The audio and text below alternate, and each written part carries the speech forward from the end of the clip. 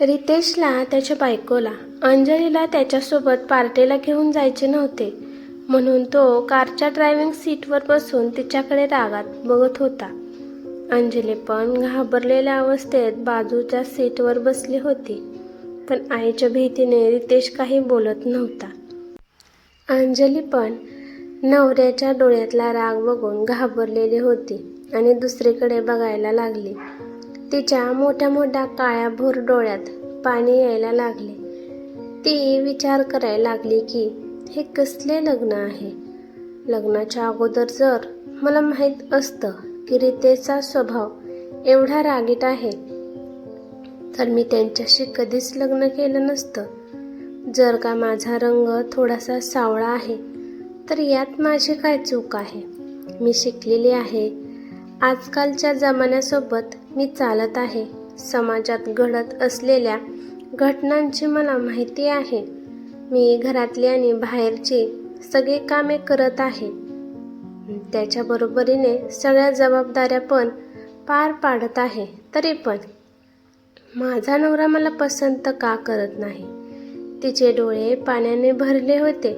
मागे बसलेल्या तिच्या सासूबाईंना त्यांच्या मुलामध्ये आणि सुनेमध्ये असलेला तणाव स्पष्ट जाणवत होता. आता त्यांना पण पश्चाताप झाला होता की त्यांनी उगाचच अंजलीसारख्या गरीब आणि साध्या सरळ मुलीला त्यांच्या घरची सून बनवून आणली होती.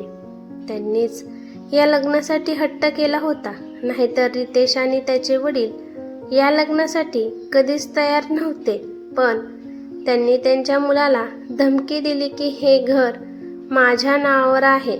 जर तुम्ही लोकांनी माझं ऐकलं नाही तर या घरातून कायमचे निघून जावे लागेल. त्या त्यांच्या वडिलांच्या जुन्या वाड्यात राहत होत्या. त्या त्यांच्या आई वडिलांची एकुलती एक मुलगी होत्या. सासरचे घर विकून सगळ्यांच्या वाटणीला थोडे थोडे पैसे आले होते. त्यावेळी त्या त्यांच्या नवऱ्याला आणि मुलाला घेऊन त्यांच्या माहेरी राहायला आल्या होत्या. त्यांचा नवरा रागीट स्वभावाचा आळशी माणूस होता. त्यांच्या वाटणीला आलेले पैसे हळूहळू करून सगळे खर्च करून टाकले होते. आज जेव्हा त्यांनी बापाला आणि मुलाला धमकी दिली तेव्हा कुठे त्या दोघांचा आवाज नरमला होता. बापामध्ये आणि मुलामध्ये काय बोलणं झालं त्यांना समजलंच नाही, पण रितेशने या लग्नासाठी होकार दिला. खूप धूमधडाक्यात त्या दोघांचं लग्न झालं. अंजली त्यांच्या मैत्रिणीची मुलगी होती. ती सगळ्या कामात हुशार होती. तिचं वागणं, तिच्यावर असलेले संस्कार, तिच्यात असलेला आपलेपणा बघून ती त्यांना खूप आवडत होती. त्यामुळे जेव्हा रितेश नोकरी करायला लागला आणि त्याच्यासाठी स्थळं यायला लागली, सगळ्यात अगोदर त्यांच्या डोक्यात अंजलीचे नाव आले. आता त्यांनी चांगला विचार करूनच मुलाचे लग्न अंजलीशी लावले होते. पण इकडे रितेश आणि त्याच्या बापाच्या डोक्यात काय शिजत होते याचा त्यांना जरासुद्धा अंदाज नव्हता. रितेशला अंजली जरासुद्धा आवडत नव्हती. तो फक्त आईला घाबरून हे नातं निभवत होता. एकाच खोलीत राहून तो बायकोजवळ जाण्यापासून स्वतःला थांबवू शकला नाही. तो बायकोला फक्त शारीरिक सुख देण्याचे साधन समजत होता. त्या व्यतिरिक्त अंजलीला त्याच्या आयुष्यात काहीही पण किंमत नव्हती, ना मान सन्मान होता.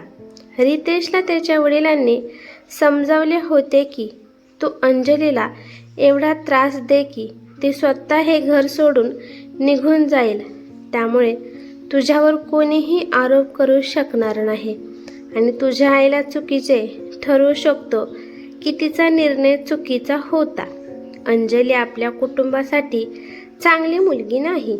त्यामुळे रितेश अंजलीशी कधीच नीट बोलत नसायचा. त्याची आई बघत होती की कसे रितेशने अंजलीचे आयुष्य नरक बनवले आहे.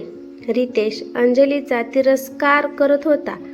त्यामुळे त्यांनी अंजलीच्या भविष्याला सुरक्षित करण्यासाठी एक मोठा निश्चय केला होता आणि याची कानोकान खबर त्यांच्या नवऱ्याला आणि मुलाला नव्हती. अंजलीची सासू पश्चातापाच्या अग्नीत जळत राहिली आणि 1-1.5 महिन्यातच देवा घरी गेले. आता सासू अंजलीला सोडून गेल्यापासून ती एकदम एकटी पडली होती. रितेशला त्याची आई जाण्याचं दुःख झालं होतं, तरी पण त्याला आता खूप मोकळं मोकळं वाटत होतं. आता अंजलीपासून वेगळं होण्यासाठी त्याला कोणीच अडवणार नव्हतं. अगदी याच वेळेस अंजलीला समजले की ती आई होणार आहे. हे ऐकून रितेश रागात वेडा झाला. आता तर त्याला कुठल्याही परिस्थितीत अंजलीपासून सुटका करून घ्यायची होती, नाहीतर उद्या बाळ आले तर त्याची जबाबदारी घ्यायला लागेल. मग मनात नसताना आयुष्यभर या अंजलीसोबत राहायला लागेल.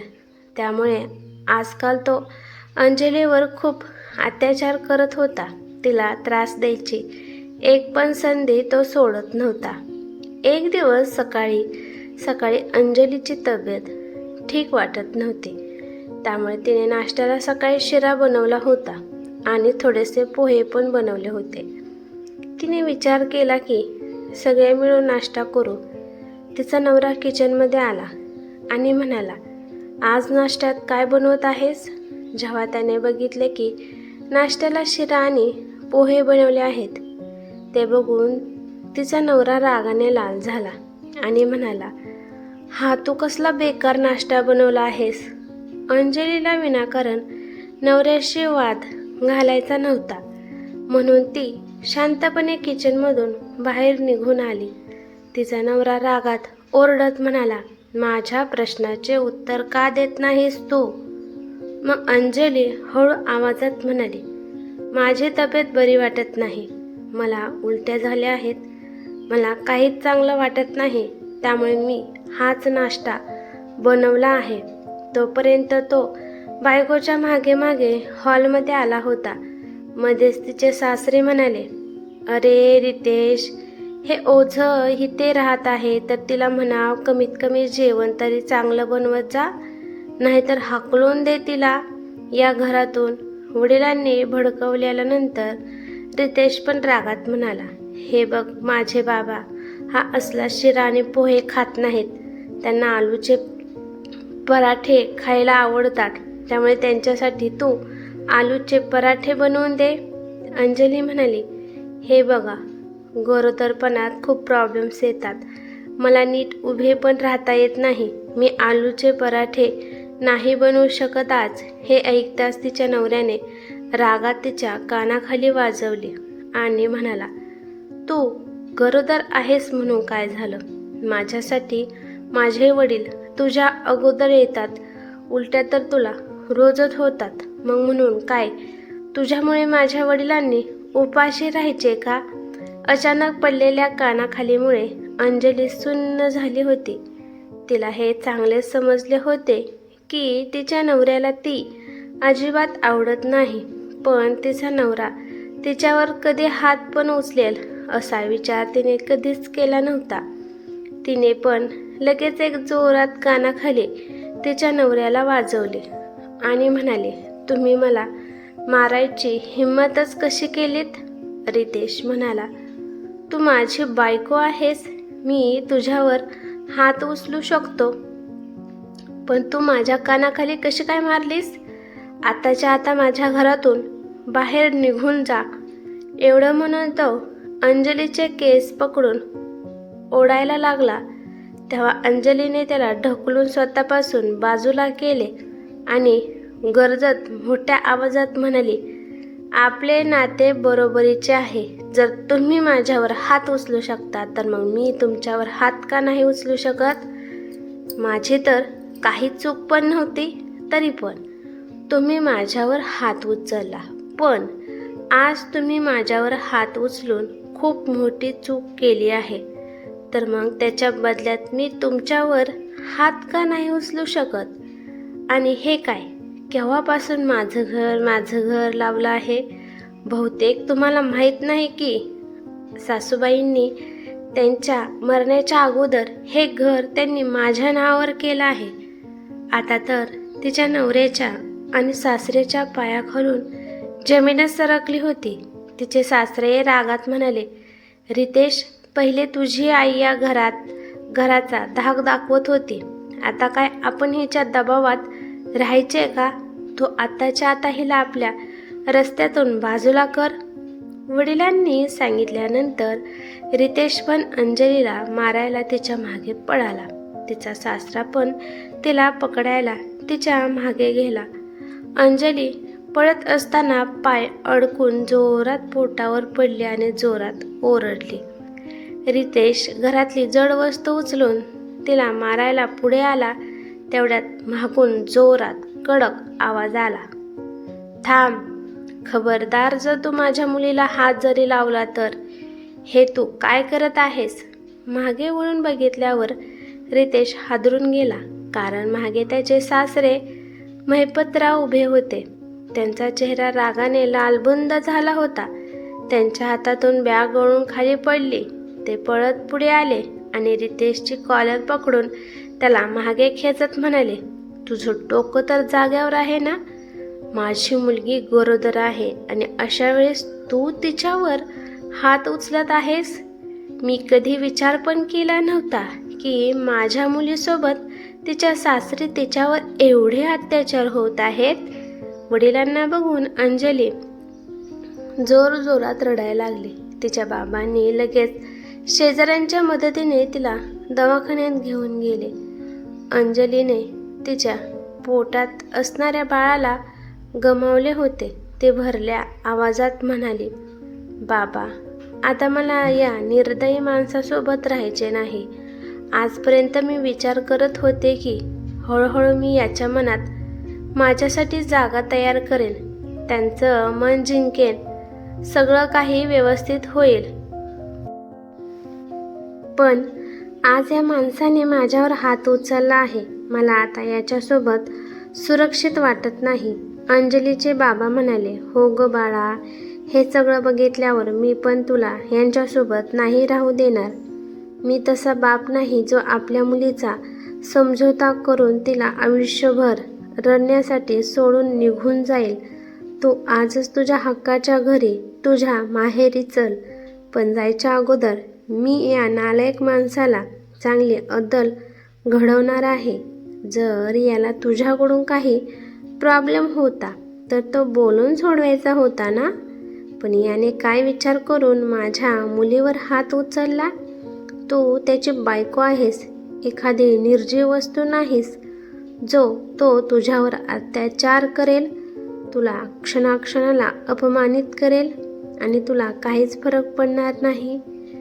जोपर्यंत मी जिवंत आहे, माझ्या मुलीच्या अंगावर कोणीच एक ओरखडा पण नाही ओढू शकत. अरे, किती प्रेमाने मी माझ्या मुलीला लहानाची मोठी केली आहे. मी कुणाच्या हातात तुझा हात यासाठी दिला नव्हता की तो तुझ्यावर अत्याचार करेल आणि तो तू शांत बसून सहन करशील. अंजली रडत म्हणाली, बाबा, गोष्ट फक्त एवढीच नाही. माझ्या नवऱ्याने आणि सासऱ्यांनी माझा जीव घ्यायचा प्रयत्न पण केला आहे. हे ऐकून तिचे बाबा एकदम शॉक झाले. मग ते त्यांच्या मुलीला म्हणाले, चल बाळा, आपण या माणसांना चांगला धडा शिकवू. इकडे रितेश पण खूप घाबरलेला होता. अंजली दवाखान्यात गेल्यापासून प्रत्येक क्षणाला त्याला भीती वाटत होती की काही चुकीचं ना घडो. अर्ध्या तासाच्या आतच दारावरची बेल वाजली आणि रितेशने जाऊन दरवाजा उघडला तर समोर पोलिसांची टीम उभी होती. पोलिसांनी त्याला आणि त्याच्या वडिलांना ताब्यात घेतले, कारण अंजली आणि तिच्या बाबांनी त्यांच्या विरुद्ध केस दाखल केली होती. रितेशने खूप प्रयत्न केला पण त्याचं काही चाललं नाही. कायद्याने अंजलीला न्याय मिळवून दिला आणि रितेश आणि त्याच्या वडिलांना त्यांच्या चुकीची शिक्षा मिळाली. ही कथा कशी वाटली ते मला कमेंट करून नक्की सांगा. कथा आवडली असेल तर लाईक शेअर नक्की करा आणि चॅनेलवरती नवीन असाल तर चॅनेलला सबस्क्राईब करा. धन्यवाद.